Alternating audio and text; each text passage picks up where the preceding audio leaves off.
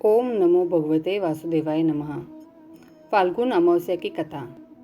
फाल्गुन अमावस्या की पौराणिक कथा के अनुसार एक गरीब ब्राह्मण परिवार था जिसमें पति पत्नी और उनकी एक पुत्री थी। उनका जीवन सामान्य ही चल रहा था। जैसे जैसे वर्ष बीतते गए उनकी पुत्री भी धीरे धीरे बड़ी होने लगी। बढ़ती उम्र के साथ उसमें स्त्रियों के गुणों का भी विकास होने लगा था। वह दिखने में अत्यंत ही सुंदर, सुशील और सर्वगुण संपन्न थी, लेकिन गरीब होने के कारण उसका विवाह नहीं हो पा रहा था। एक दिन उस ब्राह्मण के घर एक साधु महाराज पधारे। ब्राह्मण पुत्री की सेवा से साधु महाराज का मन बहुत प्रसन्न हुआ और उन्होंने कन्या को लंबी उम्र का आशीर्वाद तो दिया, साथ ही यह भी बताया कि उसके हथेली में विधवा योग है। इस बात से चिंतित होकर तीन ब्राह्मण ने पंडित से पूछा, पुत्री के इस वैधव्य दोष का क्या निवारण कैसे होगा? साधु महाराज ने कुछ देर विचार करने के बाद अपनी अंतर्दृष्टि से ध्यान करके बताया कि कुछ दूरी पर एक गांव में सोना नाम की धोबिन जाति की एक महिला अपने बेटे और बहू के साथ रहती है, जो बहुत ही आचार विचार और संस्कार संपन्न तथा पतिपरायण है। यदि यह कन्या उसकी सेवा करे और वह महिला इसकी शादी में अपने मांग का सिंदूर लगा दे, उसके बाद इस कन्या का विवाह हो तो इस कन्या का वैधव्य योग मिट सकता है। साधु ने यह भी बताया कि वह महिला कहीं आती जाती नहीं है। यह बात सुनकर ब्राह्मणी ने अपनी बेटी से धोबिन की सेवा करने की बात कही। अगले दिन कन्या प्रातः काल ही उठकर सोना धोबिन के घर जाकर साफ सफाई और अन्य सारे करके अपने घर वापस आ जाती। एक दिन सोना धोबिन अपनी बहू से पूछती कि तुम तो सुबह ही उठकर सारे काम कर लेती हो और पता भी नहीं चलता। बहू ने कहा, माँ जी, मैंने तो सोचा कि आप ही सुबह उठकर सारे काम खुद ही खत्म कर लेती है। मैं तो देर से उठती हूँ। इस पर दोनों सास बहू निगरानी करने लगी कि कौन है जो सुबह ही घर का सारा काम करके चला जाता है। कई दिनों के बाद धोबिन ने देखा कि एक कन्या मुँह अंधेरे घर में आती है और सारे काम करने के बाद चली जाती है। जब वह जाने लगी तो सोना धोबिन उसके पैरों पर गिर पड़ी। पूछने लगी, आप कौन हैं और इस तरह छुपकर मेरे घर की चाकरी क्यों करती है? तब कन्या ने साधु द्वारा कही गई सारी बात बताई। सोना धोबिन पतिपरायण थी, उसमें तेज था। वह तैयार हो गई। सोना धोबिन के पति थोड़ा अस्वस्थ थे। उसने अपनी बहू से अपने लौट आने तक घर पर ही रहने को कहा। सोना धोबिन ने जैसे ही अपने मांग का सिंदूर उस कन्या की मांग में लगाया, उसका पति मर गया।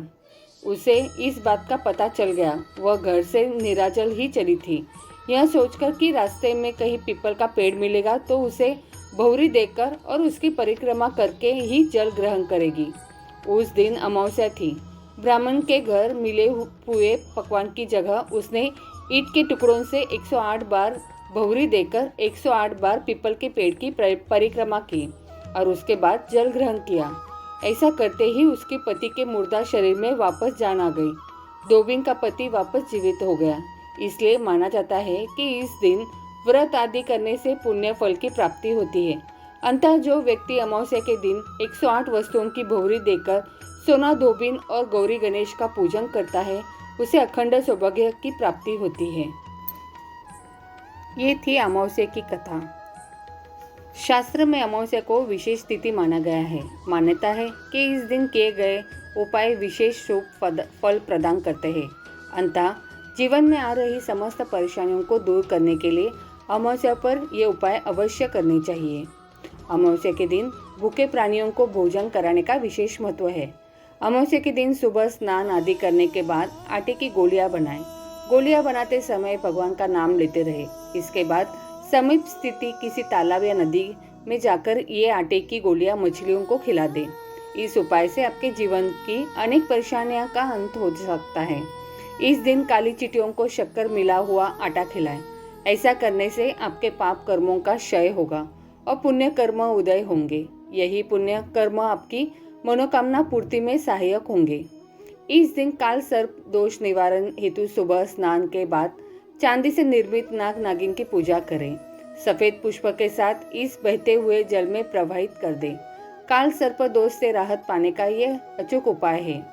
बेरोजगार व्यक्ति अगर अमावस्या की रात ये उपाय करे तो निश्चित ही उसे रोजगार प्राप्त होता है। इसके लिए एक नींबू को साफ करके सुबह से ही अपने घर के मंदिर में रख दे। फिर रात के समय इसे 7 बार बेरोजगार व्यक्ति के सिर से उतार ले और 4 बार भागों में बराबर काट ले। फिर एक चौराहे पर जाकर चारों दिशाओं में इसको फेंक दे। इस उपाय से बेरोजगार व्यक्ति को लाभ की संभावना बनेगी। जिसे काल सर्प दोष हो, उन व्यक्तियों को अमावस्या के दिन किसी अच्छे पंडित से अपने घर में शिव पूजन एवं हवन करवाना चाहिए। शाम के समय घर के ईशान कोण में गाय के घी का दीपक जलाएं। बत्ती में रुई के स्थान पर लाल रंग के धागे का उपयोग करें। साथ ही दिए में थोड़ी भी केसर भी डालें। यह माँ लक्ष्मी को प्रसन्न करने का उपाय है।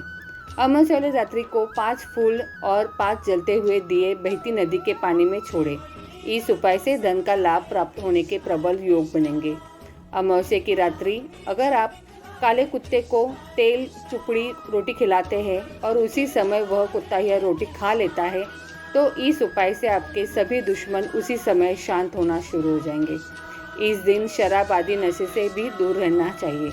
इसके सेवन से आपके शरीर और भविष्य पर भी दुष्परिणाम हो सकता है।